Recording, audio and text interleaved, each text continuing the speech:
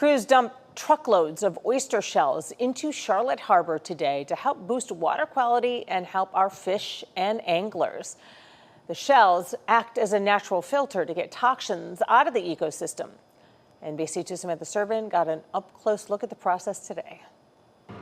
Hopping on a boat at Placida Park this morning, we set out with the Coastal Conservation Association to help protect our precious waterways. Charlotte Harbor and Southwest Florida in general, we're dying. The water quality in general is dying from 1,000 little cuts, and then we have one big gash in the middle with the discharges going on. That's why, once we passed the Boca Grande Causeway, we met up with a barge load of recycled oyster shells that will be dropping once we reach Turtle Bay. Our primary donor right now is the Claremont Oyster Bar, and they've donated over 100 tons of recycled shell to us that we've been able to put back in the water. But how does this actually help our ecosystem?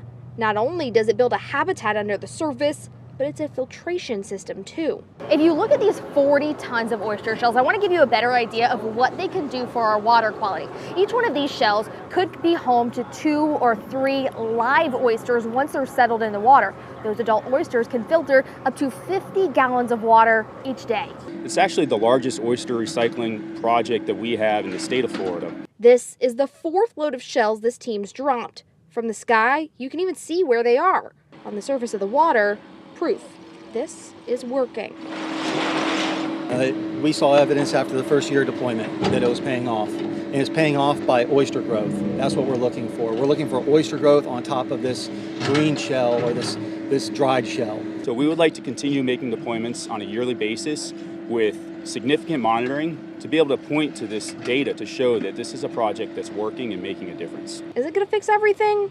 No, but it's a start. This one oyster bar is not going to change Charlotte Harbor, but it's going to be a piece of the puzzle, right? And hopefully it shows others that they should be doing the same thing and putting more oyster bars around. Reporting in Turtle Bay, I'm Samantha Servin for NBC2.